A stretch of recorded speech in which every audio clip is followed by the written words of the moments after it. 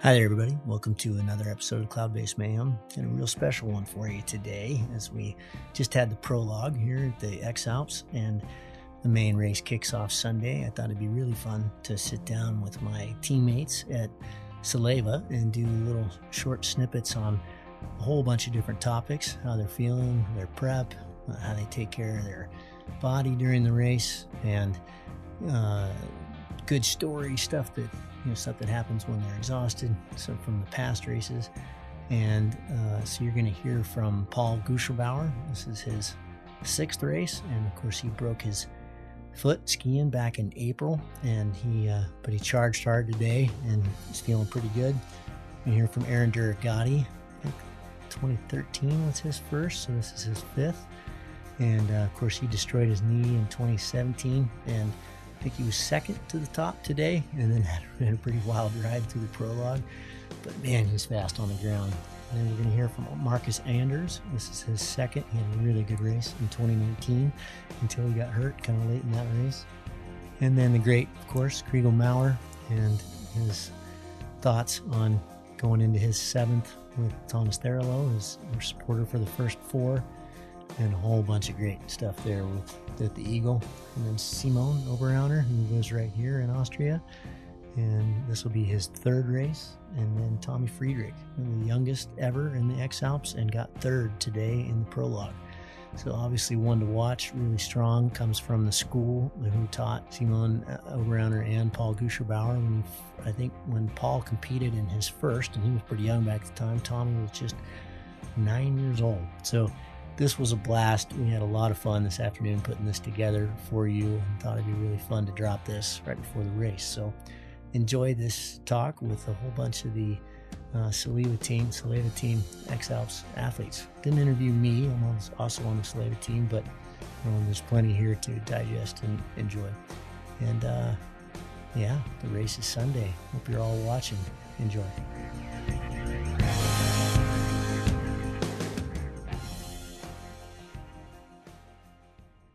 Paul, nice racing with you today after it's been a while. Yeah, it's been a while. Good to see you. Good to see you. You had an injury a while back, and this is, people know about this, but how'd you feel? How was your leg? Yeah, I had really super mixed feeling coming to this race. When I broke it pretty much exactly 3 months ago, I thought, okay, that's it. That's my season. I never broke a bone before. Right. So I was like, okay, this is over. But I did everything I could for recovery. Of course, everything I can is like a different way. It's like interesting to say that because you can't do anything. At least the first weeks, I got a cast and I was just sitting around. But then after that, I started moving pretty fast again. A little bit faster than the doctors recommended, but it was like just on the edge of too much and not too early and too late, or not too late, but in time. And so it worked out. It's now in normal day-to-day life. It's pain-free. And on the climb today, it was first time since 4 months that I pushed a little bit, or 3 months that I pushed a little bit harder. And it was okay. It's still okay. I'm looking at it now, and it's not swollen really, a little bit compared to the other side. But when we ran into each other the other day, I hadn't seen you in a while, and you said that you seem to be in a really good headspace for this race. You said, "Hey, this time there's no pressure. I don't care. If I think I can get to the Geisberg, and we see after that. But if it doesn't work, it doesn't work." Maybe that's kind of a nice place to be. Yeah, it's definitely a good time. I'm having a good time. That's true. I like my glider. I like flying. I like being outside and doing what I love. So the race is what I love. And then of course today when the prologue started, I was like, okay, that's racing again. I'm full on. Yes. Let's do it. And then obviously I messed up the first thermal. So I wasn't in the front, like, and that's right away was like, okay, I could have done better. Although I could We're be so only damn happy. competitive. It's the prologue.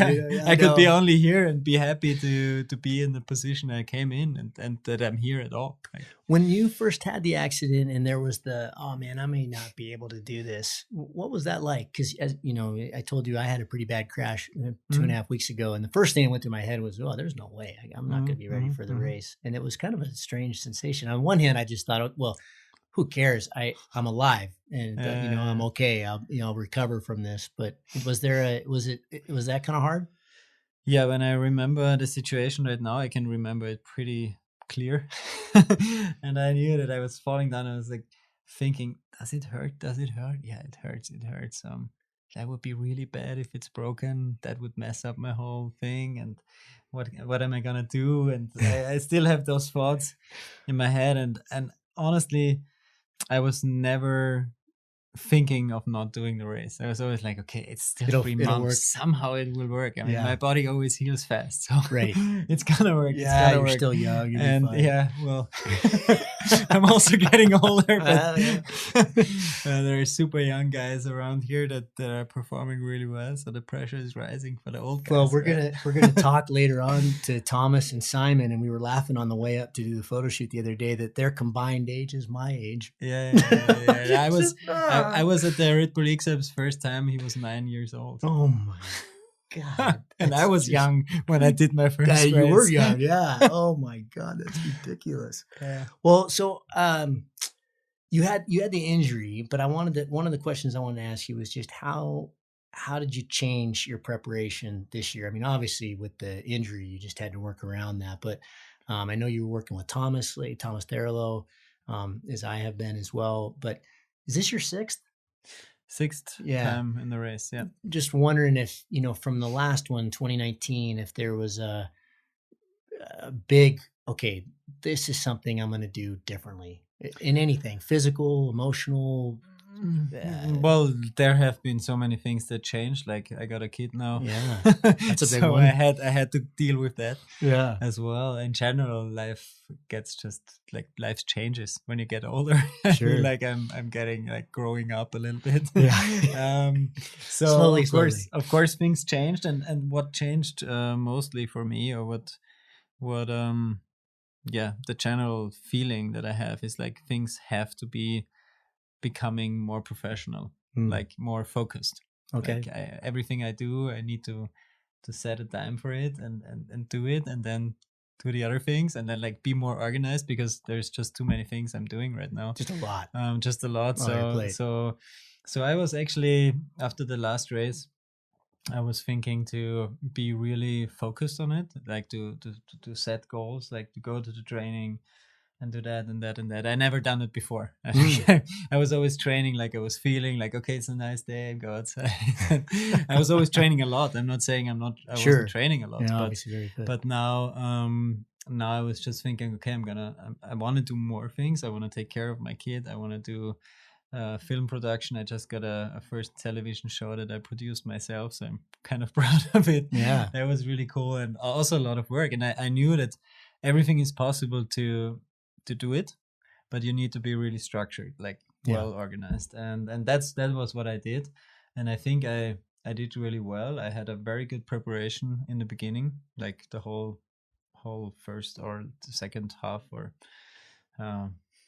second half of 2020. I was already really focusing on the race, and everything went really, really well. I did more like with weights. Strength also training. I've never done that before, and I've done like really planned endurance training and stuff like that. And then somehow I thought, okay, this is maybe something wants to tell me that this is not your style. When you had the accident. At first I had Corona. Oh, okay. For 3 weeks, and I got it pretty bad. So I was like out of training for more than 3 weeks. And I thought, okay, that's it now. Okay, this is the break I needed. Now I'm gonna Did focus. Magdalena get it too? Yeah, the whole family. Oh, shit. Even George, the little Oh guy, no, got it. Yeah. really? Yeah. Oh, that's scary. It was really scary, yeah. But Yeah. it I mean, Magdalena had it like 3 days and I had it 3 weeks, so there was a Wow. difference. Yeah. Oh man. Anyway, after that, I thought, okay, now is the time to really focus. Now I'm Yeah. going for it. And it took like 3 or 4 weeks after that, where it was really good training, like perfect. Everything was running perfectly. And then just on a small little afternoon training where I was already thinking, oh, maybe I shouldn't go train anymore because I'm tired, blah, blah, blah. Weather was bad. I broke my foot then. So it was like, It's always the last run of the day. yeah, what's going on? Like, Yeah. why do I try to do it really well and then it comes totally different? So this Right. was definitely Interesting. different. Yeah. Have you found, since having George, and because I had Fallon for years, and have you found your approach to flying, has that changed anything? Has it changed your risk, your ability to push? No, it hasn't. I was always trying to be safe. Yeah. All my life, I was really trying to avoid situations that are out of control. Yeah. And so I'm still in the same kind of feeling when I fly. Sometimes it happens to me that I think about George, for example, when I fly, which usually doesn't happen because I'm very focused as soon as I launch. But it doesn't make a big difference. It actually makes me happy that I can show him that there's other jobs than sitting at in an office all the time. And so I do it, and it's part of the game that there's a risk compared to other things. Sure. Have you ever experienced bad pain in any of the races? Anything that's really stopped you or slowed you down? Because you've never had to fold, I don't believe, right? You've always gone. Yeah. I mean, that was, I think this is my biggest like advantage that I have. Like my body is really stable. I hardly get blisters. Like, really? Small ones, but I never had big problems with that. Do you have to do anything special to take care of your feet? I use it's like a Vaseline cream. Like a Glide or something. Like a cream. And whenever I feel like there's an itching spot, I put it on. Yeah. And this works for me. Just it's like a lubricant. Yeah, it's like a lubricant, but it's called that was who was that? One of the X-Alps athletes in 2011. Forgot his name. He's also writing in the XC magazine. Hansa, yeah. Hansa, he was super cool. He came to me before the start and he's like, "Here, this cream. It's called Brave Soldier. Brave Soldier." And he gave it to me. He swears by that stuff. And I used it since then every race. Really? And it works perfectly. I don't get any blisters. I mean, could be the shoes, the combination of shoes and cream. Of course, Salewa shoes fit really well on my feet. Do you use the kind of lower drop, like the Ultra Trains, or do you use the drop lines, like a lot of cushion? Little cushion. A little one. Yeah. Okay. I'm not a big fan of the high shoes. I feel unstable with it a little bit, so I prefer the low ones. And also I try to not hike on the flat anyway. My strategy was always and will always be to hike up straight. Yeah, I like up too. Yeah, I need to get better at that. Last question: 3 most critical pieces of gear when you think about the race. What are the things that? And this could be technology. I mean, obviously we can't do it without the wing, but what are the 3 things that, man, I got to have this in my bag, or that just this has to work right? Yeah, I mean, right now when you ask this question, I can think of like 10 things. Yeah, really all cool. of it, pretty much everything we carry. Yeah, I mean, it's basically everything we carry makes sense. Yeah, it's not that we carry things that don't make sense, that we have to say that. But of course, I mean, everything that makes this kind of racing possible is what we need. It's the shoes to run. I mean, we can walk half naked. It would be fun to do it naked, actually. But I would always wear shoes. I like that. Yeah. But I would always wear shoes because then I can walk longer. But any other thing, you don't really need it. And then, of course, backpack with glider, whatever, like all this stuff. And the better and lighter it is, the cooler it is. And then something, I mean, this is really like that thing to get anywhere nowadays is just your smartphone. Yeah, everything's on there. Everything. Like it's incredible what you can do with it. Yeah. If I think of 2011 or even 13, one of those races, we were like, I was always carrying a paper map, and I was always having a hard time imagining how the mountain looks. And now I look on a Google Earth or whatever FatMap program, and I just can see it, and I see the trail, and I know exactly how it looks like. So it's really great. What you mentioned FatMap. What do you use for mapping? We love FatMap. It's great. So I love with the slope angle. Yeah. So FatMap is definitely there, but for planning, I use the Sunto app in combination with the watch. This is great. It works perfectly. You can just mark a trail, and so you have the navigation in your watch. Yeah, and then you just hit the button to share it with your watch, and right away you have got the track on the phone on your watch. Okay. So it's super easy. Like, I use so you're it not all pulling the out time. your phone. Then. Yeah, you're just going for every day I go outside and train. If I wanna, even if I'm in an area that I know really well, I look at the phone first for 2 minutes. I do whatever I want to do. I plan it, got it on my watch, and I go for it. Because as a backup, because suddenly you miss a turn, and you're not sure. You don't have to take your phone out. You just look at the watch. So you'll have to get me up to speed on that. Yeah, no, and you have in the big. I have to mention that I know we're already talking for a long time, but you have all these routes in there that people hike a lot. So it's like it collects the data. So it's all open source. Yeah, open source. So it has all the used trails in there, not only the trails. So you can see what people use, which is actually the ones that you want to use, and not the ones that are getting overgrown or something. Okay, you'll have to show me some of that stuff. I just got the Sunto, so we'll figure that out.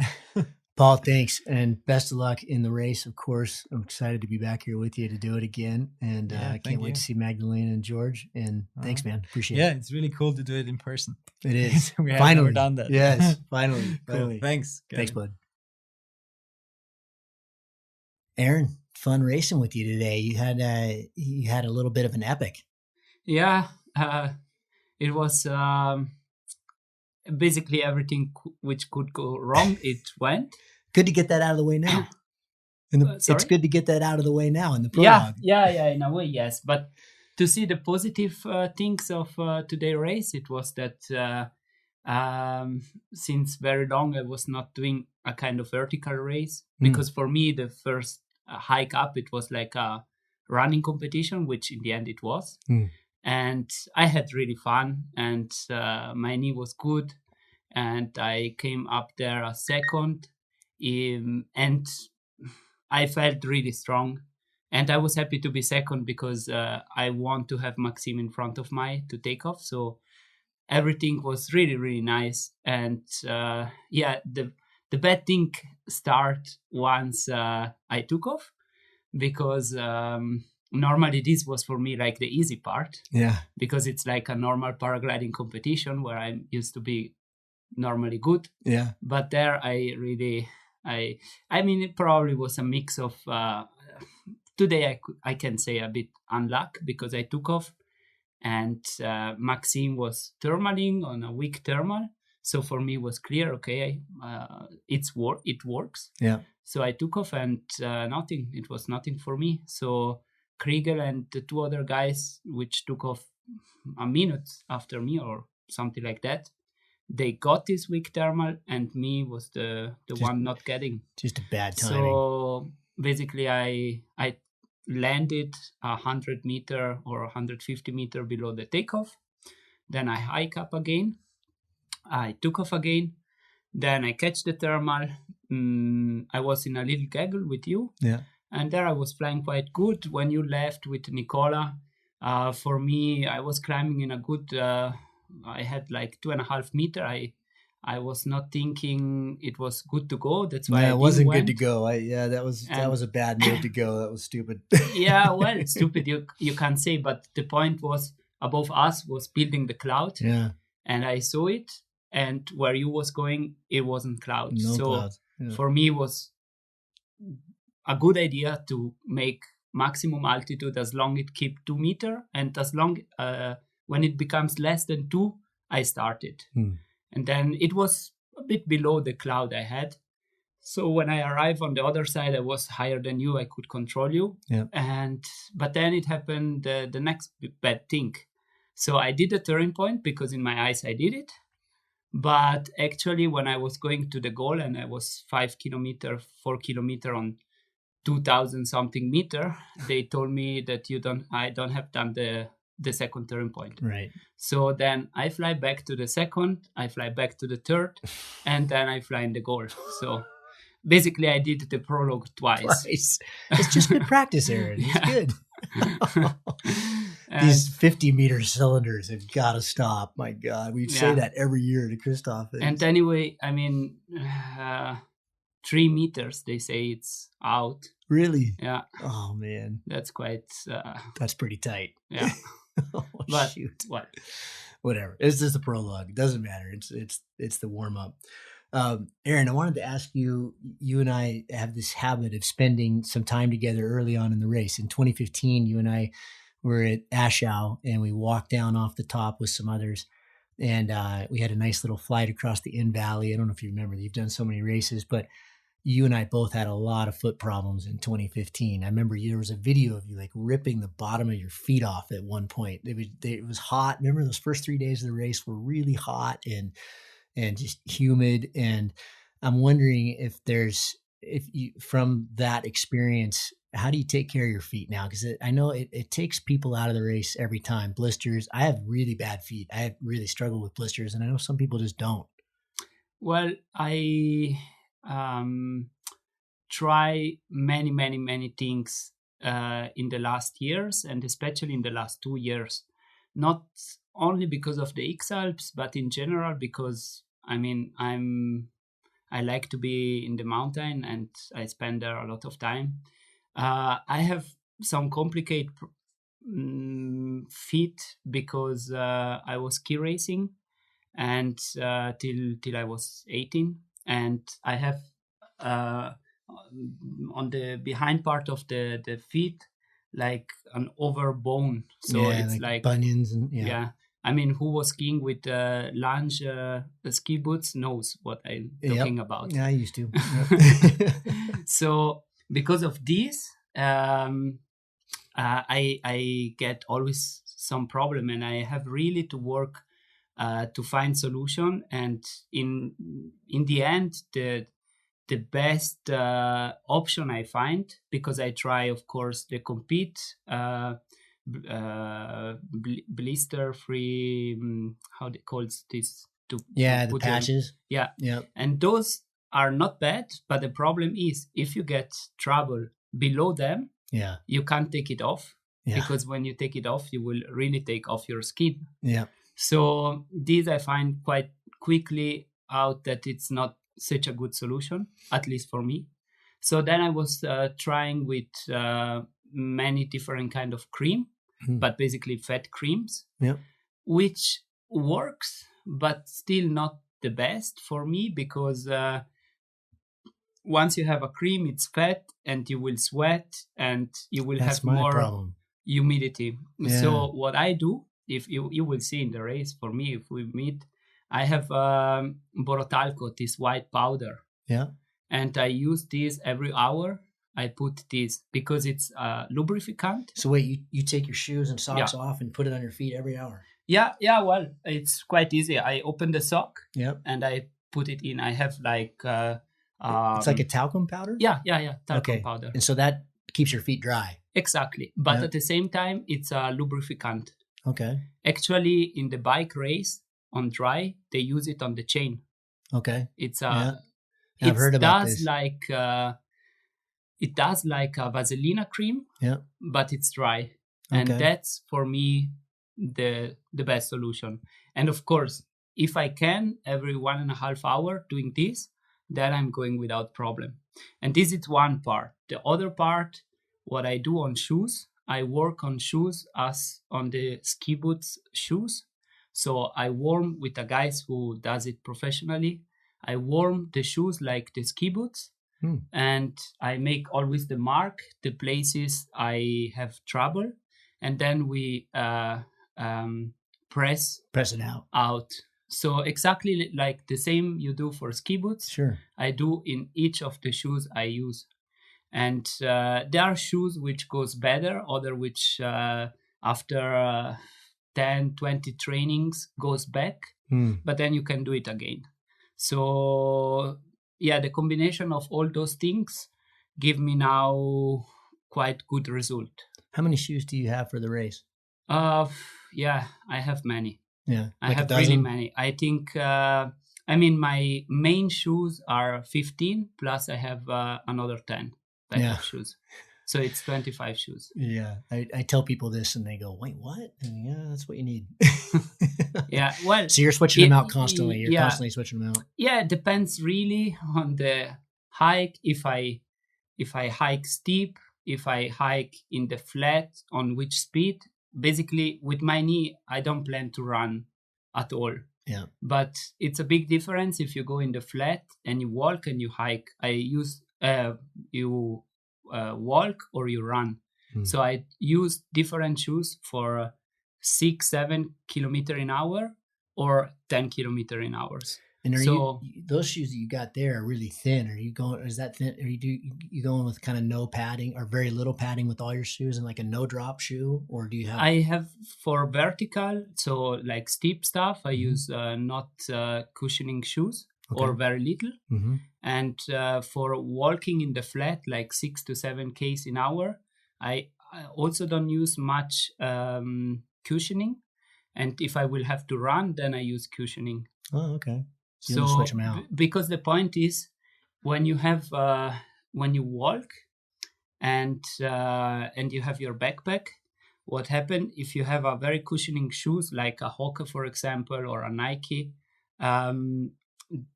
Your feet, it's also going down in the shoes because it's cushioning, and then you will have maybe 1 or 2 millimeter moving your feet into the shoes, which can at least with my problem here behind, it can make this inflammation. If the shoes it's harder, then your feet stay always on the same level and you don't have this problem. And then you have to find the balance with the knee and the joint. Yeah. So a little bit cushioning, but not too much. So and also like the stability of your ankle. The more cushioning shoes you have, the less unstable, the less stable they are normally. So yeah, I really test it. I have this big luck that I can test those things on the Red Bull training center, and I test many shoes on the how it calls this where you walk, the track. Yeah. Yep.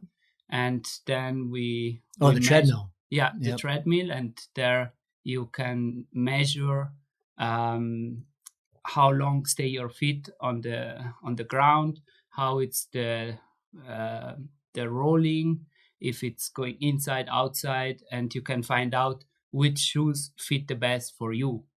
It's something very... That's nice. The shoes which is good for me might be bad for you. Yeah. So I think to find the optimum, it's just trying and be really open mind and really try different things. Like what I use also very quite a lot, it's 5 fingers concept. So like the toe socks. Yeah. Because I started using those this year. They're awesome. Because these make much stronger your feet. You get more stability. Oh, you're talking about the shoes. Yeah. Yeah. Okay. The toe socks. I'm not sure that's what they're called, but so there's no padding on those. It's just for walking around. It's just a little Vibram stuff below, and you have the 5 finger splitted, and it gives you a lot of strength in the feet.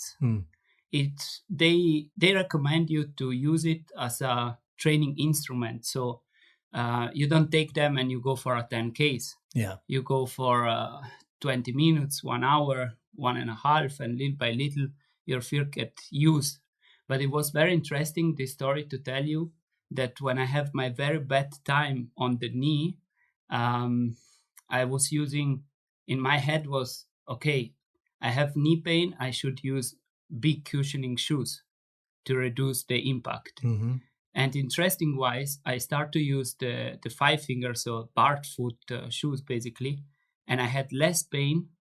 So I was going on the Hoka shoes and having pain, and taking a shoes with zero, nothing below my feet, and I was not having pain. And the reason why is that when you walk on a shoes which doesn't have any cushioning, you will put your front feet first, and the amortization starts from you your how to properly feet, walk and properly run. and then you will never put your how it called this bone, the heel bone, the heel, strong on the ground, because you know that you don't have nothing below you. But if you have 3 centimeter of Schaum, Infinity React, whatever, you walk poorly. You go on your heel, and this create actually more impact than if you walk like the human was built to walk. Yeah, right. So born to run. That's that whole concept and that whole book that's been kind of the rage for a while now. But yeah, you sound like there's a book I just read that was 600 pages about how to take care of your feet. And it was interesting because it just said over and over and over again that every single person is different and every race is different. You could get something that really works really well in one race, and the next race it doesn't work at all because of humidity, heat, whatever. Yeah. I mean, I heard a very nice sentence from a very experienced guy who developed the ski shoes from Technica. And he say, like, you have 100 people and you have 200 different feet. And if you think about it, it's really true. That's really true. Yeah, each one's a little bit different size. And that's crazy. I wasn't planning on asking you this, but it occurred to me today watching you go up that mountain again. You're insanely fast up mountains. Can you give, I know your training program is huge, but can you give a condensed version of how do you approach, when do you start training for the X-Alps, and how do you get the speed that you end up with now? When it comes to the prologue and it comes to Sunday, how do you peak? How do you get to the point where, because you are really fast going up mountains, and you have to do that, especially with your knee now. I think the last time when we did this, we had the last show, you said in the last race you walked like 19 miles or something on pavement, or 19K on pavement, the whole race. No, it was less. It was 60. Really? Yeah. Jeez, it's amazing. So how do you train for the vertical? Well, that's something I really like to do. I really like steep. And when I was doing also ski touring race, I really like the steep race. So for me, it's, like you have like a body which built maybe easily muscle. And I have a body which works quite good on steep. Yeah. I think this is something I just have it. Yeah. And I mean, how you train for the X-Alps, it's a question I can't answer because it's not. I never start a specific training for the X-Alps. My whole life, it's a training for the X-Alps in a way. And I can tell you, like during the winter, I do more like the endurance things with the projects and with the things I'm doing. So I'm out in the mountain on the ski for 6, 7, 8 hours, and ski touring, climbing, ice climbing, yeah, just being in the mountains. And then when it comes to April, let's say end of March, beginning of April, it's this transfer time where I still go a bit skiing, but I also put the shoes on. And as soon as I put the shoes on, because also I really like it, I go for vertical training. And but it's not like maybe you think I have a program, I have to do this every day. So these I'm more into the power training.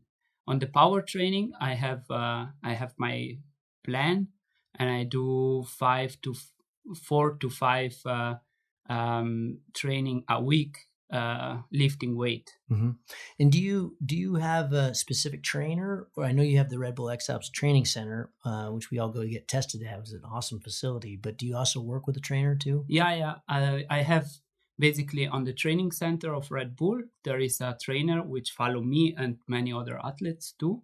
And in Merano, I have in my hometown, I have a trainer which is working with me. And as you know, with my knee problems, I was really not thinking I can get again good. I was having some really bad time. So really where I was thinking, that's maybe over, like over in sense of everything, like going skiing, like 1.5 years ago, I couldn't push the speed bar. So I had Christian Biasi from Budi Valley build me a speed bar with 5 steps, because I push it on the left one, on the good one, and I hold on the right one. I push it on the left, holding on the right one. So for each step, I have 2. So at that time, I was thinking, maybe doesn't look good, the whole thing. But of course, I was lucky and at the same time, I didn't give up. And then it comes the idea from one of the doctor to say, okay, Aaron, we try already many things. Now we try to build up muscle. Even if you go in pain in the training, we have to build up muscle. And I work really hard on the basic. So squat, pistol squat, leg press, leg curl, all the behind chain. Getting your structure back together. Yeah. And for example, this muscle, the vastomedialis, I almost didn't have it anymore. Yeah, it doesn't look I do a lot of weight because I'm still kind of skinny. But I do 4 to 5 training a week in the gym. And also watching your video, it was cool because basically you do quite similar as I do. Yeah. Yeah. And just on you see the result, and on me, I see the result by not having pain, but not by looking stronger. I mean, that's how Ben solved I've had 9 knee surgeries. You and I have the same background with ski racing and everything. And when I first started thinking about the X-Alps, he'd seen me ski. He knew I didn't have stability problems, but I'd had pain, really bad pain for 20 years. It was hard for me to walk off a curb. And I just thought there's no chance. And he said, no, strength training. We can. And since the 2015 race, I haven't had any knee pain. It's amazing. Well, for me, it's you had a lot different. Of pain, but like I was from a scale from 0 to 10. I was a long period on 5 to 6. Yeah. And still now I write it every day. How much is my pain? And it's from 0 to 1. It's always. You always have pain. But that's not a pain. You feel it. Yeah. You know it's there. Yeah, right. But in a way, it's maybe also good because it's. I know it's there, but it's not a pain. And so, if I came to the idea running 100 kilometers on the asphalt, this thing remember me. No, it's not a good idea, and I just don't do it. Yeah. Aaron, you told a really funny story the last time I had you on the show after the 2019 race, where to stay awake between St. Hilaire, kind of through the La Grave area, you started watching YouTube videos. I was cracking up the other day because Tom Dodorlito and I were having a really fun chat about the tired times, when you're just exhausted in the race, the funny things that happen. You see things and you talk to people that aren't there. Do you have another one like that you remember from one of the races? Yeah, definitely. In 2013, my first X-Alps, I pulled the night pass in Swiss, and I was really walking through the whole night. And there are a couple of funny stories.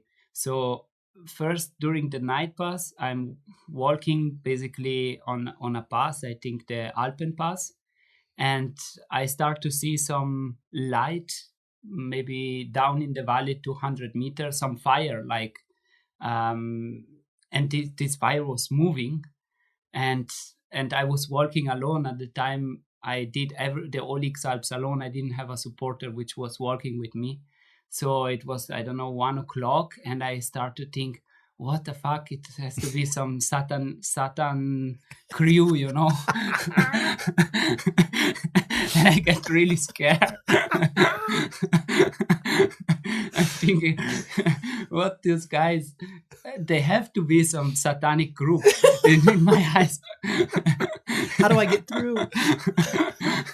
So even though I was really tired and really on the end I start to run. And it was nothing? I don't know. I ran away. And I even didn't turn myself. I just ran as long as I can. And then, like, when I was really not able to run anymore, I turned myself and I looked behind and I didn't see this light anymore. And I say, oh, good. I'm safe. There was probably never anything there. I bet. Oh, that's great. Yeah. And then basically the next day, actually, I fly very good. I went Interlaken and I didn't fall asleep, even though I was really tired. But the day after, I took off from the Löschen Pass and I had to fly to the Matterhorn, and the next turning point was Saint-Hilaire. And I remember really well, I was really tired. And when I was crossing Verbier, I was really falling asleep, but I was at the same time not falling asleep because I was concentrated to find the next thermal. And so I'm flying and thinking about the thermal, but tired. And then when I hit the thermal and I was like 50 meters next to the rock, I fell asleep. Perfect timing. So I'm falling asleep in a strong thermal 50 meters next to the cliff, you know. Oh, it's crazy. I just can't believe we do this. It's crazy. Yeah. Aaron, thank you very much. It's always a pleasure to talk to you and see you and have you on the show, of course. And I wish you all the best in the race. Hey, and glad your knee's feeling better. And can't wait to see you out there, buddy. Yeah, nice. Thank you very much, Kevin. Thanks, bud. Markus, thanks for coming down and doing a little show for us here. I haven't had you on the podcast before, so I've been looking forward to talking to you. But congratulations on the prologue today. How'd it go for you? Yeah, the prologue was super nice. Actually, the X-Alps mood came up a little bit to get ready for the race, to race across the Alps. And it's sometimes to be honest, kind of annoying with all the organizational stuff, the gear check, glider check, shootings, and so on. It's a long week. Yeah. And I'm really looking forward to the race, and prologue was just fun, hiking up, flying around with all the other X-Alps athletes, and then seeing some helicopters flying around, filming this stuff. This was the first one we've had flying since 2015. 2017 was the rainy, terrible one. Yeah. And then last year, it was windy. So that was nice. It was nice to be able to fly again on the prologue. It was a fun, fast course. That was definitely cool. Last you were a rookie in the last one, 2019. You were ripping with the kind of top 10 there. You and I were together going into day 8, and I had a terrible day, and you made a really nice run down to kind of the Le Grave area and stuff. And then something happened. Your kind of last 18 hours or 24 hours or maybe even more. What happened? I never got to ask you about that. Yeah, well, at the beginning, we made some rookie mistakes, like pretty much every rookie is doing, and everybody is telling, don't do this rookie mistake. We did not, we couldn't find our flow, and then we messed it up at one takeoff, and then it was just fine, and we were flying, and at one point we were around the top 10 place, and whoa, crazy. I think I pushed a little bit too hard in the beginning of the race, and after like 8, 9, 10 days you really feel the tiredness and you're exhausted. And I made a mistake while flying to Briançon. I did not really know that this area is quite stable, and I got below an inversion layer, and I tried to break through like 3 times, and on the same place, same time, I just could outfly the inversion. And then I decided to top land. Top landing was fine. And the plan was just easy. Hike up through the inversion, take off again. Sure. Let's go. And it was a great flying day. And while hiking up, I had really light shoes. And I was checking my mobile phone, hiking up just straight through some not good terrain to hike. Yeah. And there was like a hole, and I stepped into it, and I hurt my ligament, and it got really thick and swollen. And you rolled your ankle. Yeah. Okay. Like a sprain or something. And then we had like my team came to me, and we had like a little bit of rest and cooling and stuff. And at this point, around Monteviso, there was a thunderstorm developing. And for me, it was clear, well, I can fly just one time. Hiking is no option. And well, I decided to glide down into the valley before the thunderstorm arrived at my place. And I said, well, if I land, I can't do anything. Just wait till the end. Till the end, yeah. And we called Christoph Weber if we can cancel the race now. And then he said, yeah, well, if we do this, we throw out. Yeah. Because of injury. And then we said, okay, well, then we just drink coffee and wait. Yeah, perfect. We'll just relax and heal. Yeah. It was kind of a sad end, but yeah. You did Shit well, happens. man. Yeah, you really did well. Well, what you said you made a lot of mistakes early. What are the things that you learned from that you're bringing to this race? Yeah, several times. It's several things actually. The first mistake, we had a really good plan, but when you go into the race and fly with Chrigel Maurer, Maxime, with you and all the I say legends, and well, I'm not I'm flying for now 6 years, but last X-Alps it was 4 years. Jeez. And wow. It's kind of stupid if you think you are smarter than the others and they go left and you go right. But the point was, I had before the race I pushed too much. I had some knee problems, and pushing in uneven terrain was not the best idea. And Chrigel just said, well, he doesn't want to hike on the flats. So he goes this way, and everyone was following him.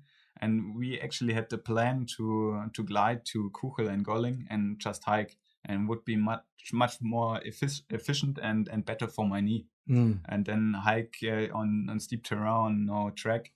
And then it was like following the others to maybe get back to them.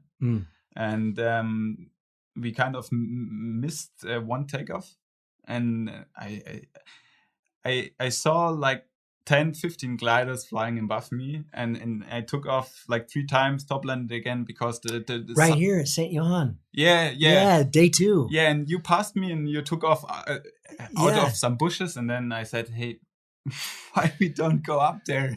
I felt so bad for you that day because you were ahead of me. And you launched and then immediately landed down below. And it was so hot that day too. Yeah. I thought, I struggled up there though. With the takeoff, yes. Yeah, I can imagine. I blew my whole B cascade. I had to fly all the way to Aschau with no Bs on one side. I yanked it out of I got so frustrated up there. I couldn't get off the hill. Yeah. But you had it worse. That's right. I forgot about that. Yeah, but at the takeoff, I had a supporter who could help me out because I had like 2 tries. And then it worked, and I could jump into the air. Yeah. Well, and actually, this was the best thing which can happen because we were far away from the first group. Mm-hmm. There were some behind, but I just said, now we watch on ourselves. We look how we can proceed. Yeah. And it turned out to be really good. Just make the best out of the situation. Sure. And we, like 4 or 5 days, we ended up flying with Gaspar and Tom and you and Simon, the gaggle between top place rank 5 and 10. Yeah. And we passed Mont Blanc, and well, I told my supporters on the valley crossings, and while slide in soft thermals turning, I started to close my eyes to get some rest while flying. And then they said, okay. I almost fall asleep while eating. And then they said, okay, maybe let's take it more easy and rest 2 hours earlier. But I was like, why? Just continue, keep the flow alive. And from that point, we paused a little bit more. And I don't know. At this point, when I stopped the flow, it started to get really worse. I got more tired, more sleepy, a little bit lack of motivation, and then we started to push with the goal to reach Monaco. But we were like 300 kilometers away. Yeah. You got too far ahead in your mind. And if you're too far ahead, you lose the vision of your surrounding right at the moment, and this is important. Yeah, you went for the outcome goal instead of the process goal. Yeah, and that's one of the things that I try to keep relearning. Yeah, especially in this race, you got to stay in the now, don't you? Yeah. That's very, very important. I've worked with Thomas a little bit on that. Chrigel's supporter, talking about you're going to make mistakes. When you make mistakes, the attitude is really important. You know, oh, that was cool. I learned something from that, rather than fuck. Yeah. I can't believe I just bombed out in the middle of the day. You have to keep this kind of, like you said, flow. That was interesting. How will you utilize that this time? How will you try to stay more in flow? I analyzed all my competitions. Due to the pandemic, I couldn't participate in that much competitions, obviously. But we had the Dolomiti Superfly, and I tested out something, just pushing from 7 to 9 p.m.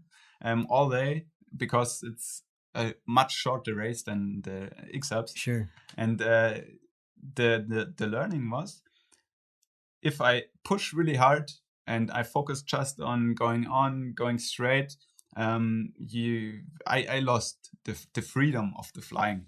And I kind of, I was good in the beginning, but then I didn't see other routes which were obviously, because out of the situation, much more efficient. And then I got stuck somewhere. And interesting. Yeah, and then, so pushing too hard doesn't work. No. Yeah. And for me, I can really keep in the flow when I'm pushing a little bit, but I'm more relaxed and have the time to look around, see if there are some birds, enjoy a little bit, and just feel good and do my own stuff. Yeah. If I have a plan, and sometimes plans are shitty also. Yeah. But most of the situations when I had a really good competition, I just was walking on a really shitty day along the valley, and then I said, okay, maybe it opens a little bit, and it started to open, and then I said, okay, let's go up. And if you look into the forecast, you don't see any flying window. Yeah. And then you go up, so a little bit in a valley wind, and make huge glides or even find thermals. Yeah. And those are special. That's super great. And that's, for me, the most intense and best moments in hike and fly competitions, because you have to make the best out of it. And you check the forecast, and shitty days, you just see what happens. Yeah. And in most cases, you make super special and cool flights. Yeah.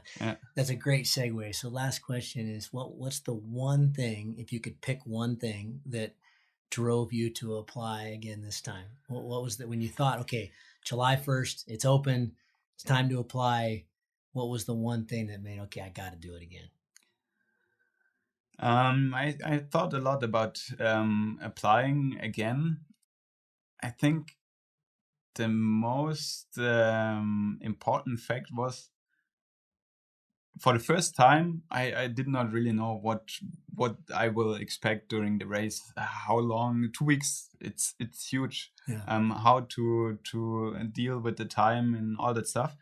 And at some points we could really fly well and fly with the top pilots, and the end was kind of sad, and I focused too much on the sad end at the beginning.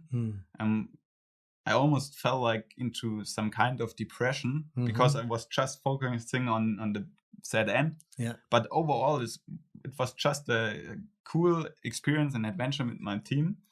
And the thing why I wanted to compete again was it's like an unfulfilled task. Yeah. Unfinished story. Yeah. I don't push for some ranking. I want to finish the task. I want to reach Monaco. Well, now it's Salamsey. Yeah. But it doesn't make much of a difference. Sure. But, well, kind of, if you never reached Monaco, it's kind of a cool story to cross all the Alps to Monaco, to the sea. Sure. Markus, thank you. That was great. I really appreciate it. And I look forward to racing with you again. And it's good to see you here again. And I wish you all the best. Yeah, thanks, Kevin, for the nice chat. Awesome. And let's have a great race. Let's do it. Chrigel, great to see you, race with you again, have you back on the show, and congratulations on the win today. That's a nice way to start the X-Alps. Thank you, Kevin. Yeah, it was a pleasure. For me, it was a bit stressful day, or I was really nervous again. Really? After such a long period without competition. So it felt good. And finally, I wanted really to keep calm race and to do it as controlled as possible. And finally, for me, it was possible. And I raced with Maxim in the front, and it was a pleasure. And in the end, it was a small tactic difference, and my glider works well finally. And so I was able to win with this small lead. You mentioned I saw an interview with you recently that you hadn't gotten your glider yet, so you must have just gotten it. Yeah, we had some problem, or others had some problem with the new gliders, and finally we decided to bring the old one. Oh, so I fly the last 2 years with the same wing, and for me it's a comfortable situation because I know how it works and that it works. And finally, it's good. And the differences to the new wings are not big, but it's more a mental thing because flying a new competition with a new glider, it's always more motivated. Yeah. And, But for this also the day, or to win the day, was very good because after I felt better, and then to be sure that I have the right equipment and it should work anyway, because it's an adventure race and not a really paralleling competition. So sure, the glide is not that important in the last performance than, for example, a paralleling World Cup. Now, I might be wrong here, but it seems to me, my first year was 2015, which was the first year that we had the prologue. I gather that you didn't take it very seriously then, but in the last couple, you've really gone hard. I know you always physically train really hard, but how important is it to you? Yeah, I really like to improve my body. So I did a serious training in the last 12 years, and I'm coming more old. The recovery time needs more time, but I'm still can improve a little bit. But maybe it's not that important to be so fit as possible, but it's more important to be really constant in walking on the street and to bring performance every day, because for me it's a big difference to be in a short race very fast or to bring performance every day for 17.5 hours. So, and in the winter I really pushed the small races for a quick time, and in spring I start to do the long trainings, the walk on the flat with my glider, to be ready to bring performance every day and have a good recovery. Do you have any trouble with your feet? Yes, I had, and it's stupid because I thought I'm smart after 12 years training and doing competition, and I was often overloaded, so I had some problems, and I know that the recovery, it's always a long and hard time, and I really wanted not to destroy myself in this spring. But there was the Wings for Life World Run. Yeah. It was really interesting, and I did it last year too, and I was really motivated to compare to last year. And I run with my boys. They follow me by bike. Oh, cool. And they support me, and it was a nice day, and I was pushing, and I felt good. I not felt any problem during the 40K run, and on the day after, I realized that the leg, the Achilles, it was a bit overloaded, and I thought it will be good after a week, but it was an inflammation that was not good after a week. And then I was thinking about to do less training. I felt that running down, for example, is working, but flat running and uphill, it's very bad for this. So I started to do more mountain biking and took the cable car up to run down. Oh, really? So that was a new experience to me, Yeah. but I felt that something is not good, and it takes really a lot of time to recover. And for 3.5 weeks, I was not really training physically hard. And then I started to have a better recovery with the physiotherapy. In the end, I made an ultrasound therapy to get more quick, healthy. And now it's it was on the end. It was quite tight because I'm recovered completely since 10 days. So, really? Yeah. So this just happened. Yeah. Yeah. Wow. So all the May I was breakdown by this problem, and finally I'm fine, but it was almost tight. It was very tight. Yeah. So it was a good lesson to be more smart on the next time. Right.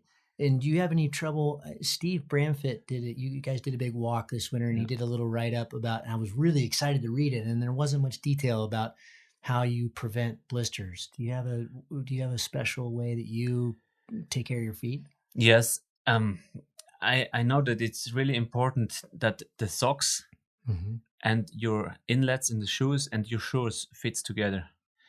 I have some inlets, they are too slippery, and I have some inlets, they are too like glue. Yeah. And then my skin moves in the socks, and this is very dangerous for blisters.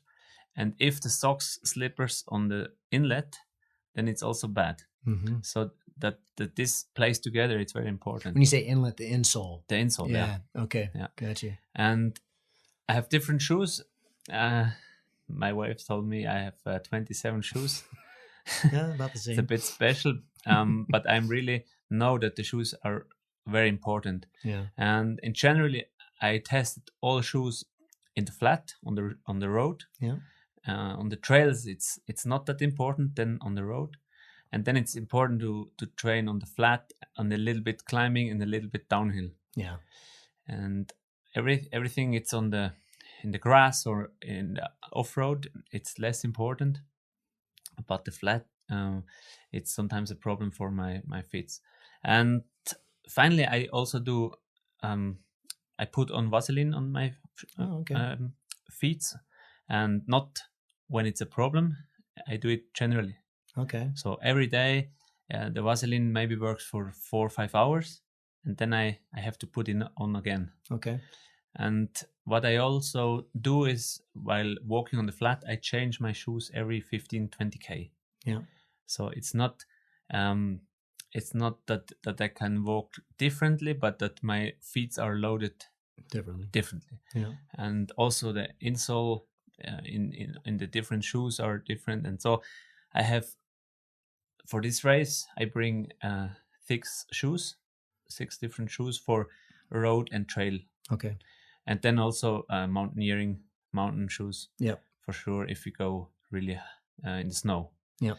But I think already for the road, 2 different shoes, and for the trails, 3 different shoes makes sense to switch. Yeah. Because of the different load on these long days. Yeah.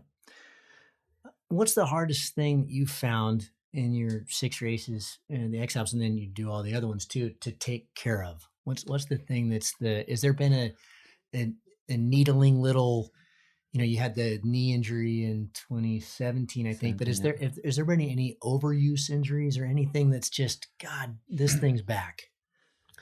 In general, I was always with small problems, but it was nothing that destroyed me completely. I guess Aaron had more problem after his downhill in 2017. And what I do, it's a lot of gym training, power training, especially my legs, and with strong weights, but also with the coordination. So, for example, I clean my teeth on a soft ground, on a soft ball, and to stay on this soft ground for 5 minutes each day. And I do slacklining, for example, and all these small moves, and also running off-road.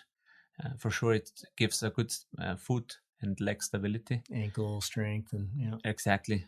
And this helps to be more resistant during the race. And I guess that in 2017, for sure, the first day was bad weather and we walked all the way. But I was too lazy with the power training in the spring. I made a power training in the winter, and then I started ski touring, and I started running, and I put away the power training. So I lost muscles and also stability. And for this, I made more trainings in 2019 and for sure now, do every week for minimum 1 hour, really hard with weight, hard power training. Do you work with a trainer? No, because I know that the trainer can control me, and if I can control myself with a good motivation, I don't need a trainer. But I have a good connections with other athletes, so I ask them for new exercises and what they do, and then I try it out, because I think anyway it's good to switch exercises often and to try new loads to get new muscles. Because if you do every week always the same exercise with the same weight, it's not efficient. You talked about cross training, using the softball when you're brushing your teeth, and slacklining. Do you feel like that's also crossing over to flying as well? Do you do other things that are balance oriented that you feel helps flying as well? Not really. For sure, it's good to have strong legs for the acceleration. To fly with speed all the day, but with the new wings, with the B handles, it's not so important anymore. It's pretty soft, isn't it? 5 years ago. It's softer and more comfortable.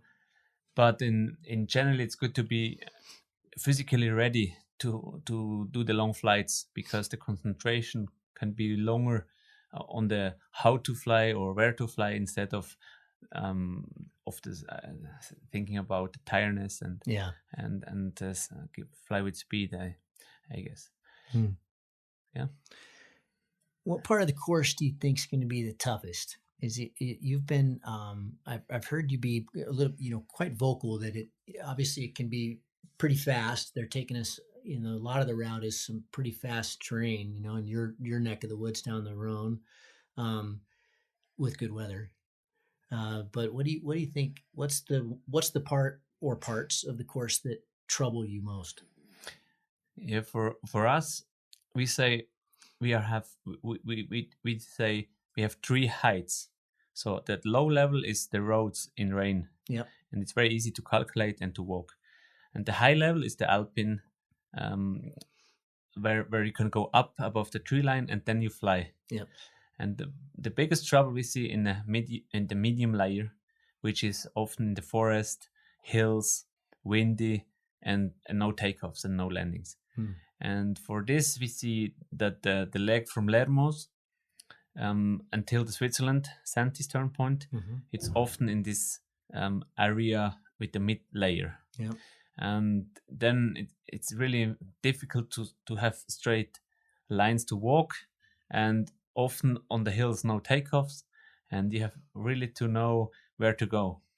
If it's flyable, for sure you can cross over easy. Sure. But if not, then it's troubling.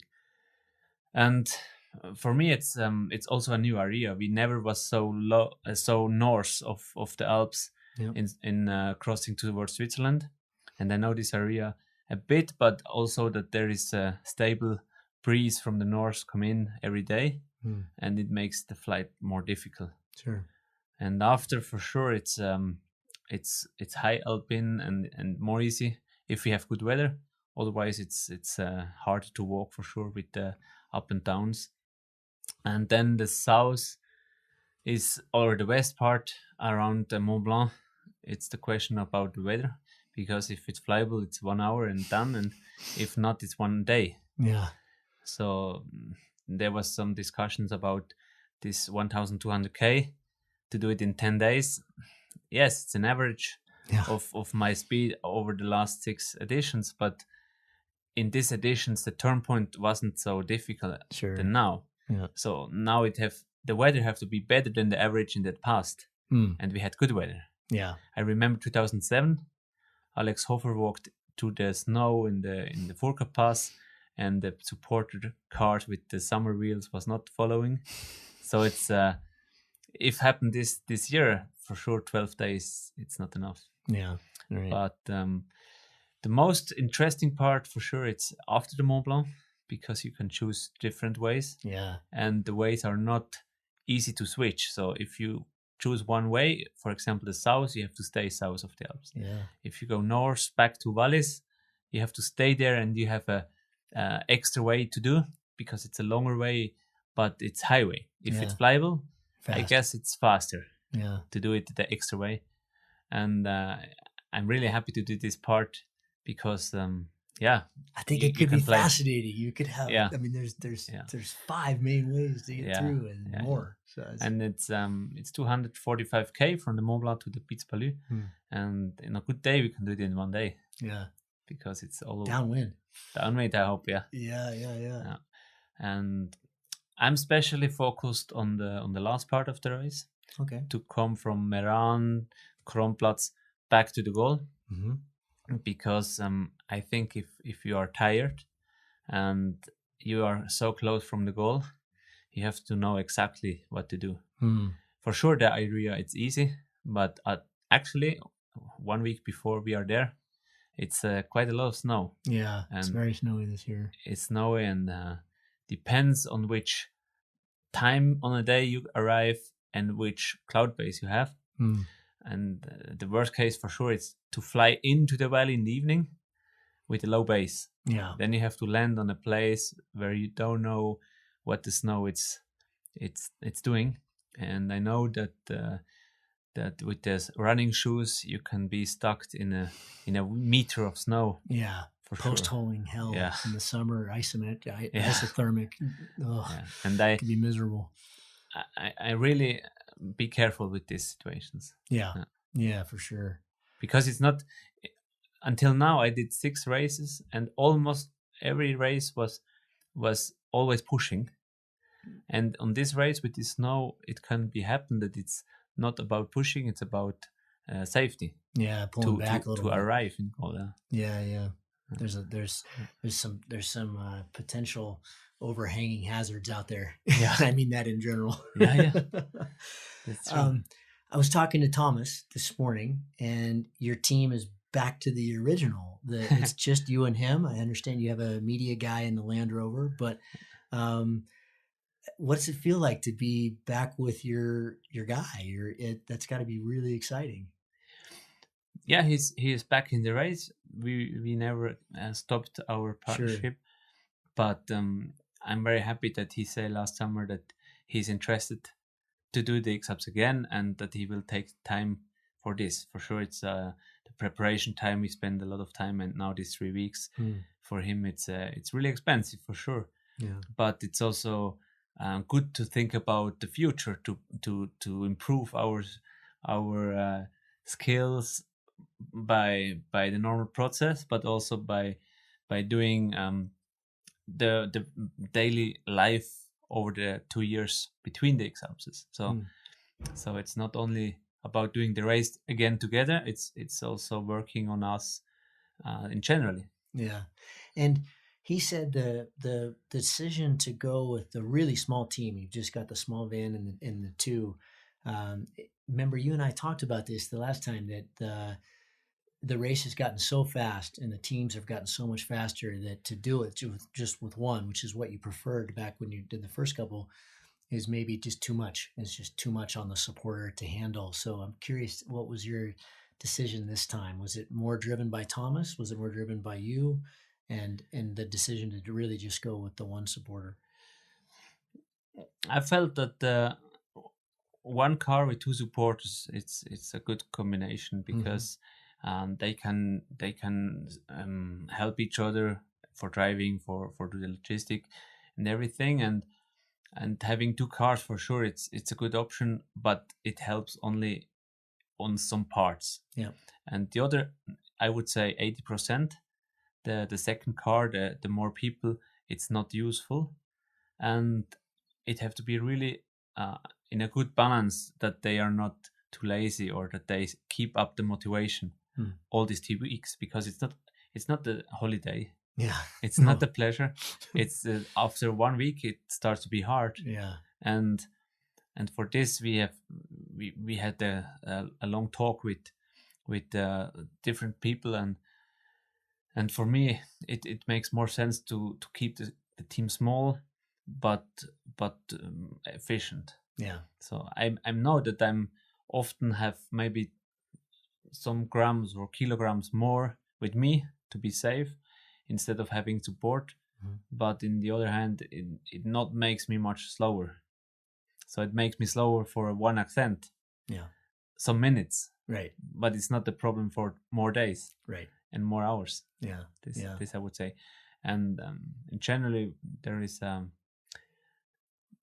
I guess I have a better time with one or two person instead of a group. Yeah. And fun is important. Yeah. The fun is important, and to talk and to enjoy. And it's so focused these 2 weeks, so that it's difficult to keep or take time for many people. Yeah. I feel. Final question. I wasn't planning on asking you this, but when we pass Mont Blanc, we've got Orsières into the Rhone, or we've got Domodossola and Macagnaga and Domodossola up around the Big C. We've got Macagnaga and direct. We've got Bellinzona. We've got the South. We've got all these options. When are you making that call? And are you making that call? Is it something as you're leaving Dente Oche and getting up into that zone, your weather person, I don't know if you even have a weather person now back home, but is it really, okay, the weather's looking better and I'm going that way, or is it just you calling it on the fly in the sky? The most of the road, I go step by step along the clouds. Yeah. And do it quite on a small planning. Mm-hmm. But I know that in the area around Mont Blanc, we have to have a better forecast for the next 2-3 days. Yeah. And for this, I have help at home to understand better what's happened. Yeah. And we say that when there is north wind, then we have better conditions in the south, but it can be too windy and too dangerous. Yeah. So maybe it's more smart to go north. You're talking about Fern, when it's Fern, it's really strong. Yeah. Exactly. Okay. And the opposite is with south wind. Mm-hmm. So this is a big influence, and in the end, it's a decision where we have to take quite early, and then we are in this way. But as you said, there is some places where you can switch, where you can go from north to the south, or So I guess that depends of the weather situation. We made this plan A, B, C, D, and then if we go plan A, there is another point for a new decision, and from this point it's another play A, B, C, D, and we know this already. We read them down. We spend a lot of hours for thinking about these options, and now I can go to the place and I can check the forecast and I can go directly to the plan we thought. Yeah. And then it's more or less clear what it means in the next decision point, and it makes it easier. And I can have a quicker decision. And I know the strong points or the chances, and I know the problems. For example, the south, it's more straight, but you have air spaces. And the north is more far, but it's highway.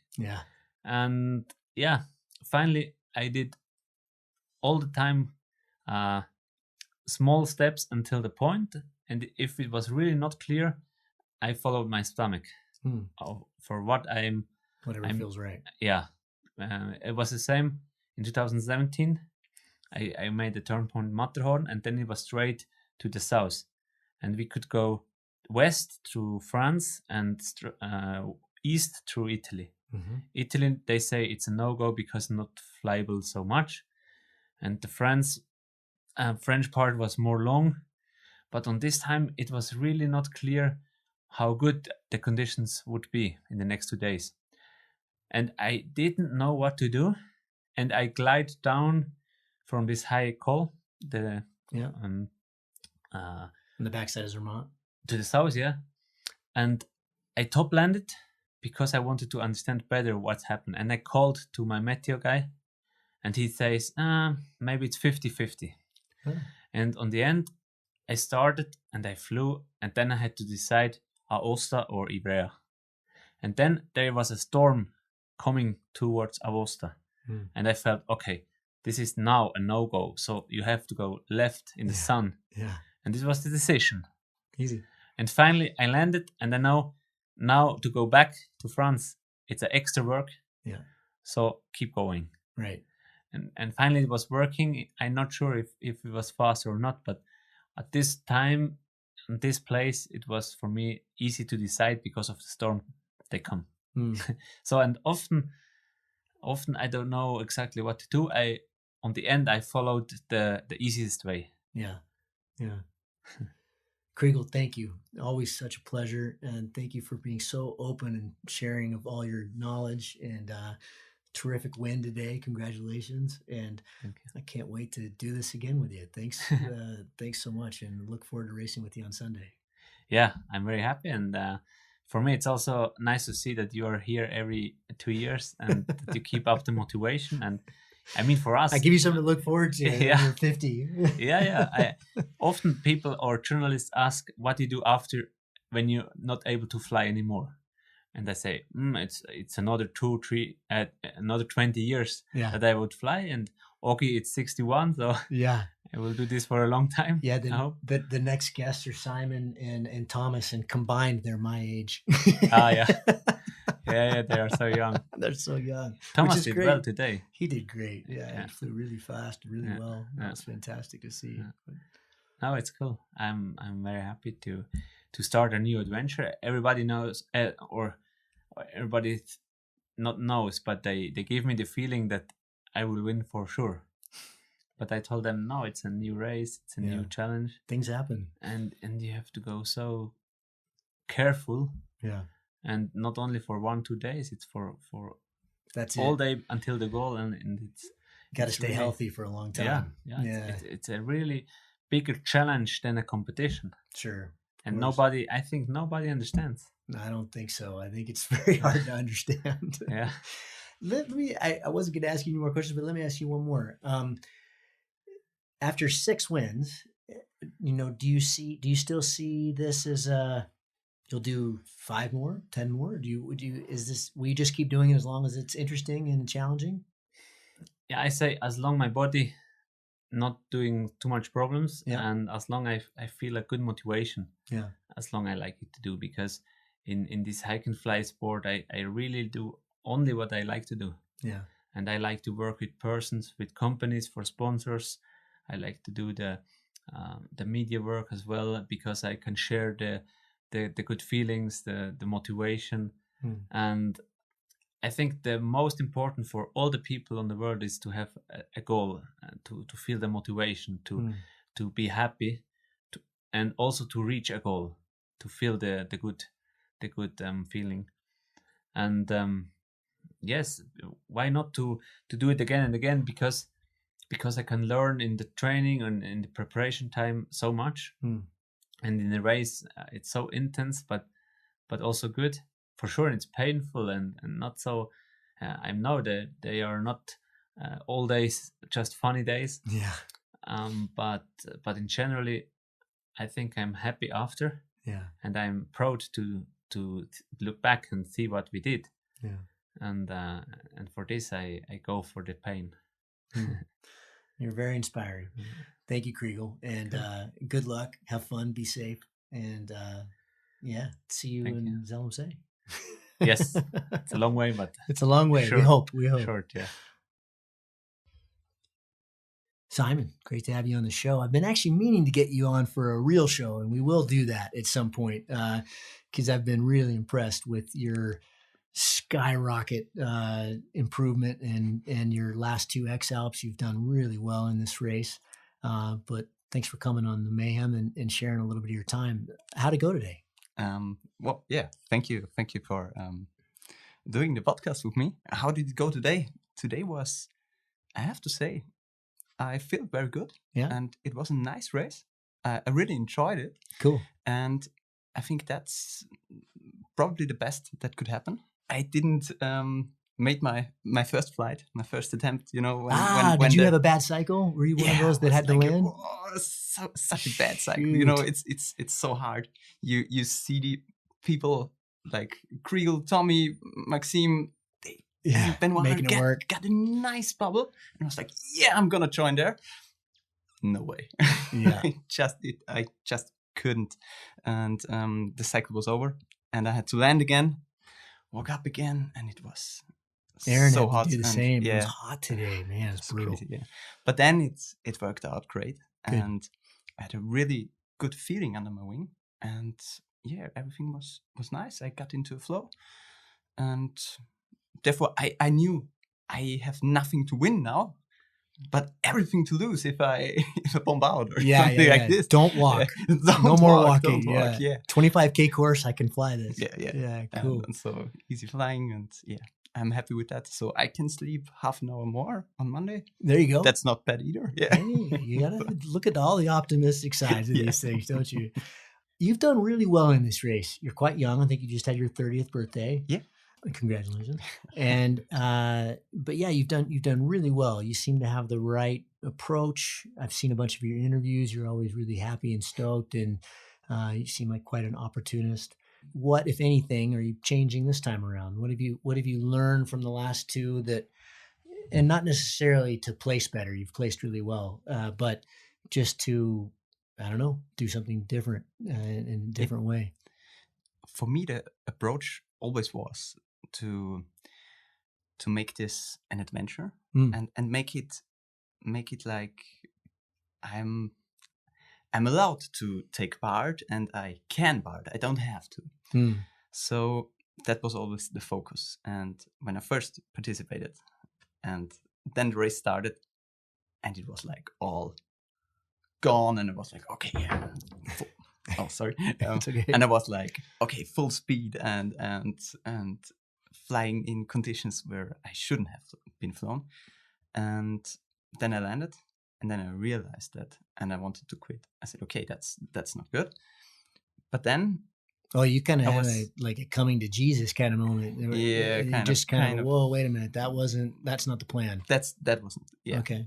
It's just as you say, yeah. Yeah. And then I have the luck that I have my best friends with me and also my girlfriend.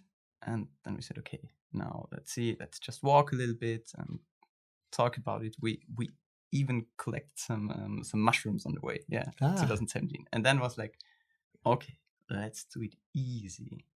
Tomorrow we go up there and then we look how it's going. And then So you must be talking about the 2017 when we all flew in the Fern. And the really dicey day. That was pretty sketchy. That was the scariest paragliding I'd ever seen. And I walked all that night. I did the terrible move with my night pass. So I saw you guys all flying down, and it was terrifying. That really was tough. And then the next day, we got a perfect east side, started, and on the end of the day, I was, I think, 25 ranking. And then I was 5th. So I just had no pressure. Yeah. And that's not so easy to do to yourself. So don't pressure yourself during an event like this. Sure. That's not easy, but that's my main goal, because I know only then I can be good, and only then I can fly really intuitive. But it's really hard to do. It's not easy. Yeah. How much experience did you have when you came into your first one? I think I had about four 4 years of flying. Wow, 4 or 5 amazing. years. Yeah. A lot of people I've had on the show have done the X-Alps 4 and 5 years. I just think that's amazing. But I did fly It was full really a lot. Yeah. I flew a lot. It was I started studying and flying together, and it didn't go well for the studying. So I was just flying. Yeah. Is this your job? Yeah, this is my job. That's what you The thing is, I'm with Thomas Friedrich, Tommy Fly. Yeah. Tommy Fly. We have flying school in Graz. Yeah. Together, and which was his father's, correct? It was his father's. Yeah. And now we are doing it. Yeah. Paul was just in here. Yeah. And he said when he did his first X-Alps, Tommy was 9.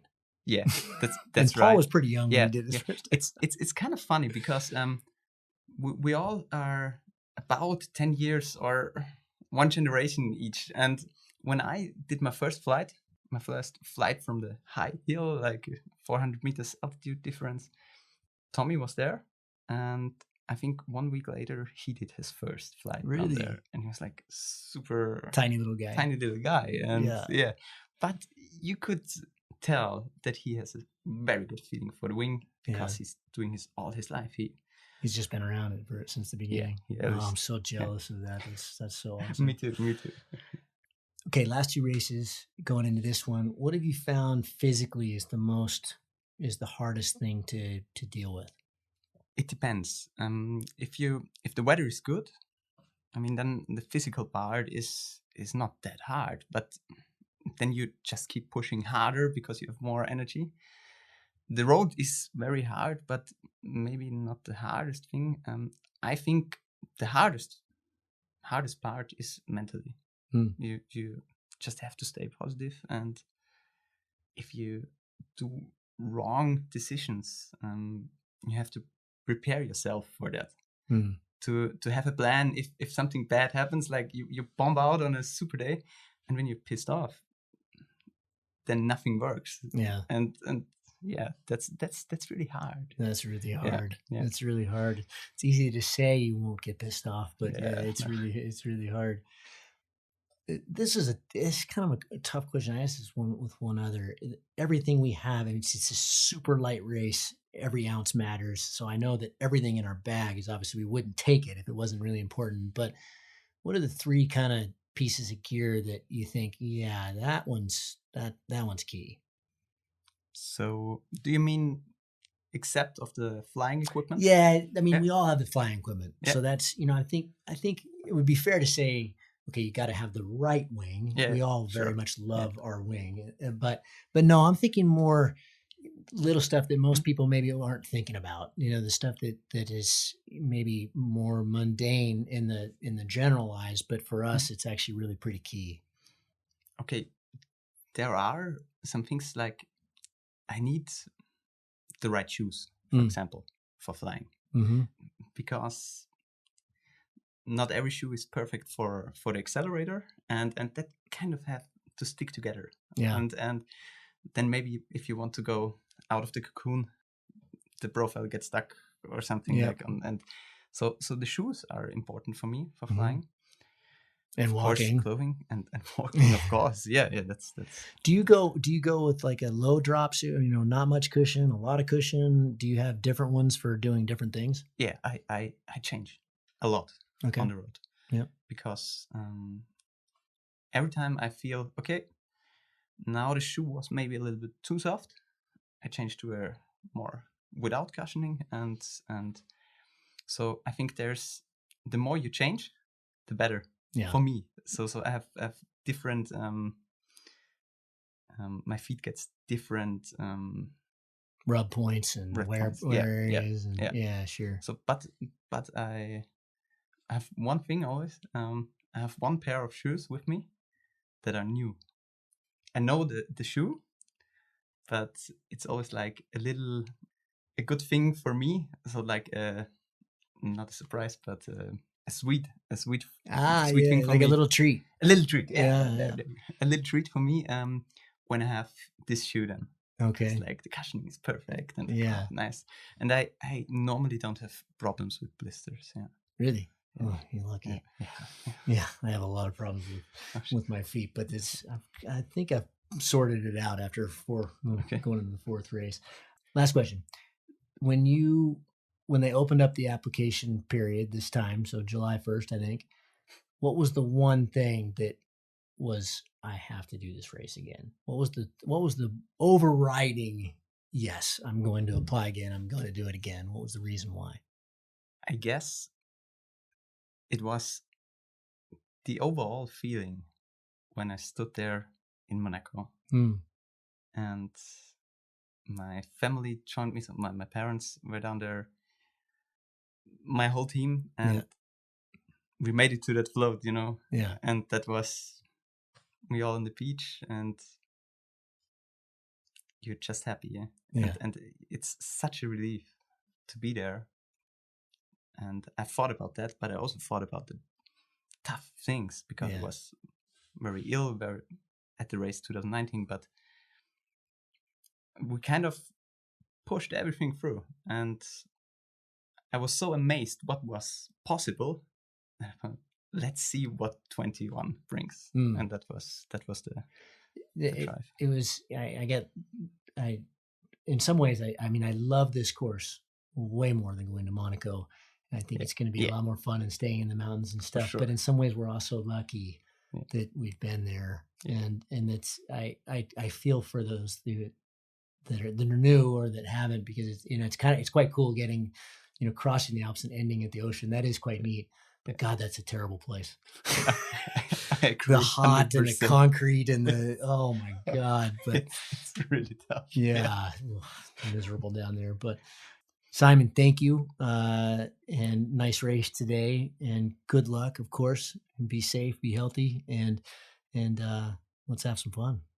For sure. And congratulations to your race. It was also pretty nice. Thank you. Yeah, no, it all just worked. That was good. Cool.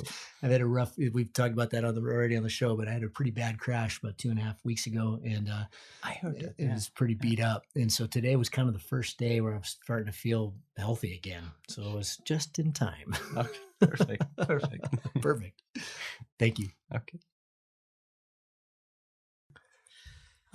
First off, nice job today, dude. Pretty good as a rookie on the podium. So fantastic work. How was it? Yeah, just super nice day. When I think back to this morning, it was, I would never expect this. And now in the evening, after this prologue of my first ever Red Bull X-Alps, it's just, it's just crazy. Really. Yeah. I never thought that I would be on the podium.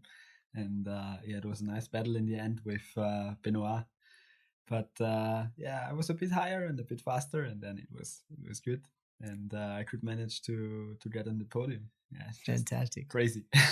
I was gonna in 2015. That was the last time we had kind of a flying race. 2017, 2019, the weather was pretty bad. Yeah, and I got third in that one, and it was. When I came into that race, I literally had no idea if I was going to be the first one eliminated. I just didn't know where I belonged, and it was quite a nice confidence boost. Now you've been doing some other hike and fly races. I gather you probably weren't it wasn't quite as much unknown as I was back in 2015. But is it good for your confidence? Do you feel did that help going into the main race? Yeah, I think it's always a bit of a confidence boost. Sure. And it's a perfect start of my first race. And for me, it's the same. So I think Red Bull X-Alps, it's 12 days long. Yeah. And there are so many factors that can go good or wrong. So I think it's really, really difficult to say, okay, I have that and that expectation for the race.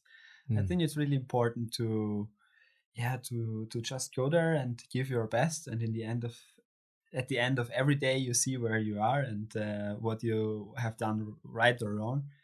And after every day it's quite difficult to reflect all the things that happened. But I think it's really important to do and to see, okay, what I have done right today, what I have done wrong today, and what can I do better tomorrow, and learn out of your mistakes. And yeah, I will try. How have you approached the preparation and kind of ramping up to this? I know that I saw the interview with you and Simon that Tarquin did, and I know you and Simon have the school together. Has he been quite a good mentor? Did he help you out a lot with just what to expect? That was a hard thing for me, is I really had no idea. I didn't know, 12 days. It just seemed too much. I mean, will my body work that long, Yeah. So yeah, right now I'm working in the flying school. So I overtook the flying school from my dad, and I do it together with Simon. And I joined Simon already at the last 2 editions of the race. So in 2000. I forgot that you supported Simon. Yeah, I supported Simon. Right. And, okay. Like 4 years ago, it was still allowed to fly together. So we were flying a lot together in the race. And it was a super nice time there back then. And last year, I was, the last edition 2 years ago, I was also with him.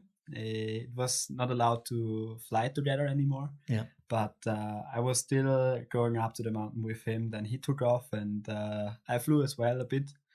And it was a nice experience to see how the race is going.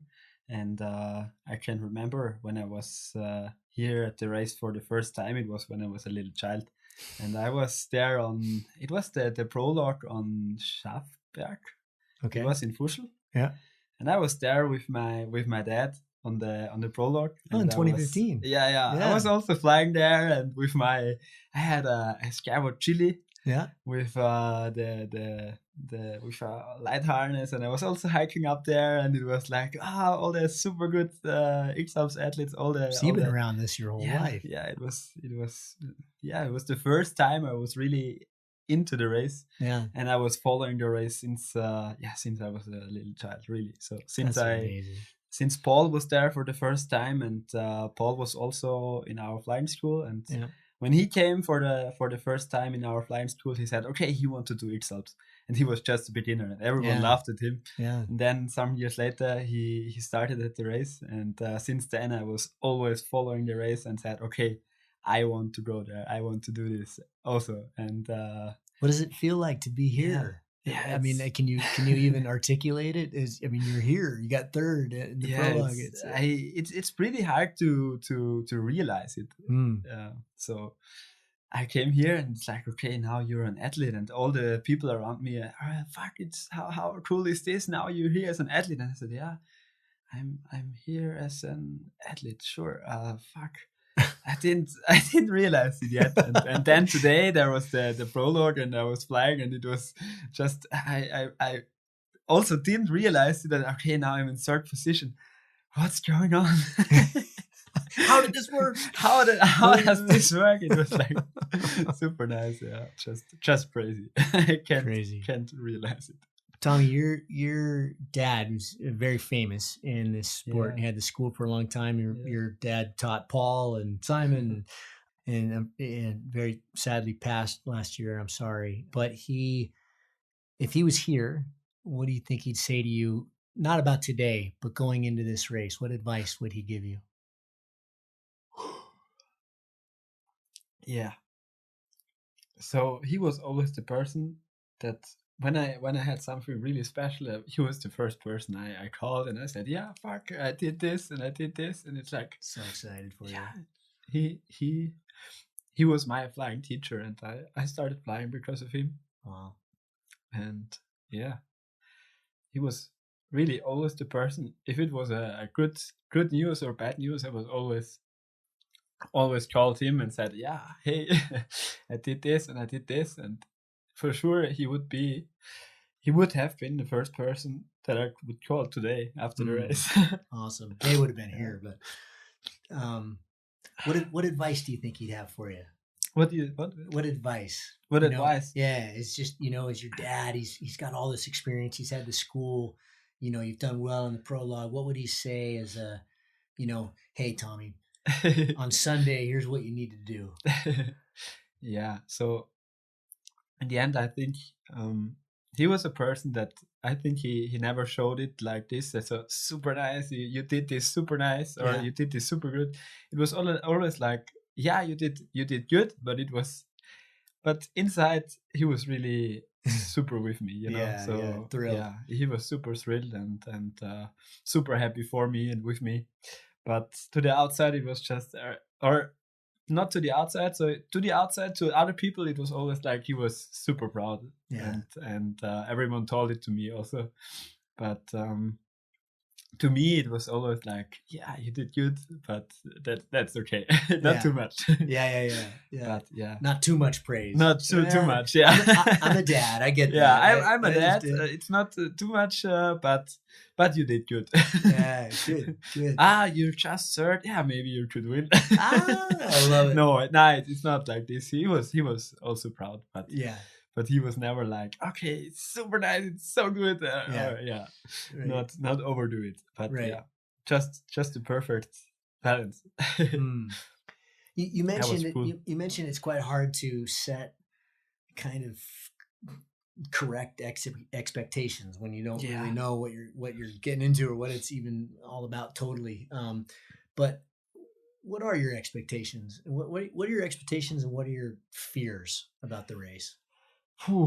That's hard. So, like I said before, expectations. I think it's pretty hard to say, okay, I have this and this expectations for the race, because it's that long and so many things can happen. And like I said before, so many things can go good or can go wrong. Like today, it was just super lucky that the thermals were right there when we took off. It was, and then afterwards, other people took off and and they had to. It was done. So the thermals were done for, or the next cycles were coming, and so I think it's not always just that you. Yeah, in the end you see who is the better one, who is the not the better one. Yeah. But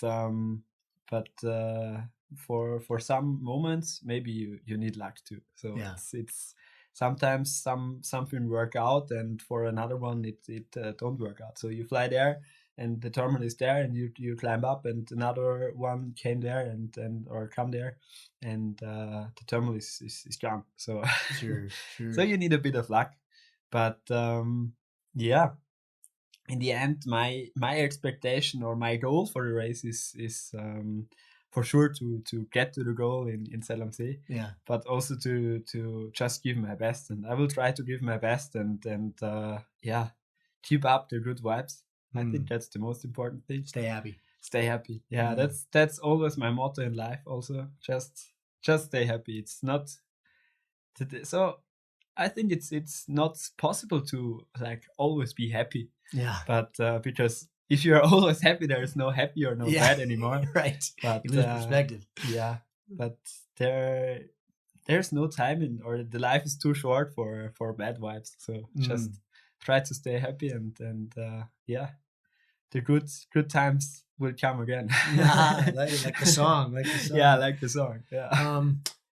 Last question. Do you have any specific fears about the race? And that could be I don't mean scary, but anything that you're worried about in terms of maybe part of the course or your team or your own preparation, anything that's just kind of needling you at night, keeping you up a little bit before the race?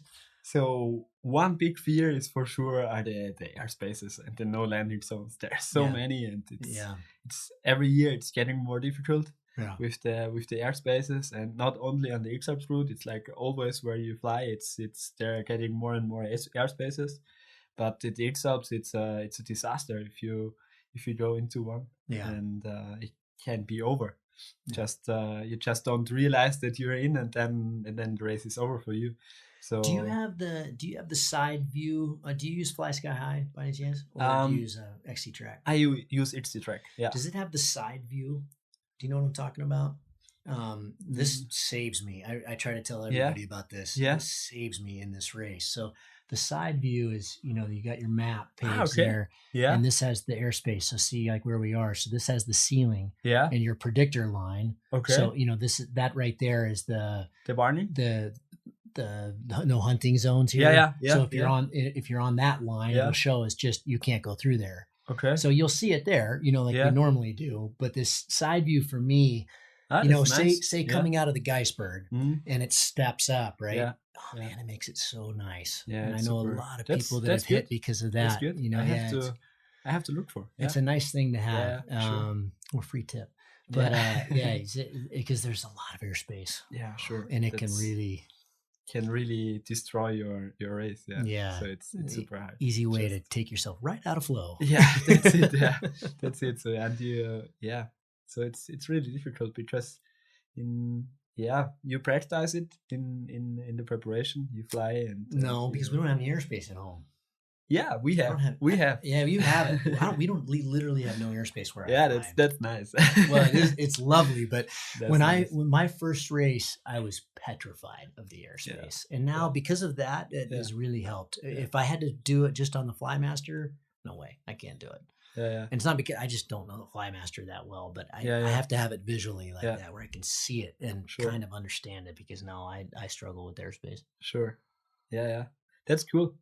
I use XT Track and it's also working quite good. And there's the distances to the airspaces, but there are so many no flight zones because of hunting also, and no planned landing zones. It's that one's weird. They've never had that before. Yeah, that one is weird. So it makes the race even more difficult. And, so I have a plan for this, Tommy. Yeah, you have. We just fly through those parts. Yeah, sure. The no landing zones. Yeah, I would say it too. Yeah, I think that's a good plan. We take all the difficult parts of the route and then we fly through there. Yes, exactly. It's my plan too. So I would like to do it. So. Yeah, okay, let's do and then we arrive in goal after 10 days because it's super nice for flying. There we go. So there we go. Let's do it like this. Let's do it like that. Sounds good. That's the plan. Nice job today. Great work, and congratulations. And I'm really excited to race with you and everybody else on Sunday. And if there's anything I can do to help you out, let me know. But thanks for your time. Thank you for the nice talk. If you find the Cloudbase Mayhem valuable, you can support it in a lot of different ways. You can give us a rating on iTunes or Stitcher, or however you get your podcast. That goes a long ways and helps spread the word. You can blog about it on your own website or share it on social media. You can talk about it on the way up to launch with your pilot friends. I know a lot of interesting conversations have happened that way. And of course, you can support us financially. This show does take a lot of time, a lot of editing, a lot of storage and music and all kinds of behind the scenes cost. So if you can support us financially, all we've ever asked for is $1 a show. And you can do that through a one-time donation through PayPal, or you can set up a subscription service that charges you for each show that comes out. We put a new show out every 2 weeks. So, for example, if you did $1 a show and every 2 weeks, it'd be about $25 a year. So way cheaper than a magazine subscription, and it makes all of this possible. I do not want to fund this show with advertising or sponsors. We get asked about that pretty frequently, but for a whole bunch of different reasons, which I've said many times on the show, I don't want to do that. I don't like having that stuff at the front of the show. And I also want you to know that these are authentic conversations with real people, and these are just our opinions, but our opinions are not being skewed by sponsors or advertising dollars. I think that's a pretty toxic business model. So I hope you dig that. You can support us. If you go to cloudbasemayhem.com, you can find the places to support. You can do it through patreon.com/Cloudbase Mayhem. If you want a recurring subscription, you can also do that directly through the website. We've tried to make it really easy, and that will give you access to all the bonus material, little video casts that we do and extra little nuggets that we find in conversations that don't make it into the main show, but we feel like you should hear. We don't put any of that behind a paywall. If you can't afford to support us, then just let me know and I'll set you up with an account. Of course, that'll be lifetime, and hopefully you're being in a position someday to be able to support us. But you'll find all that on the website. All of you who have supported us or even joined our newsletter or bought Cloudbase Mayhem merchandise, t-shirts or hats or anything, you should be all set up. You should have an account, and you should be able to access all that bonus material now. Thank you so much for listening. I really appreciate your support, and we'll see you on the next show. Thank you.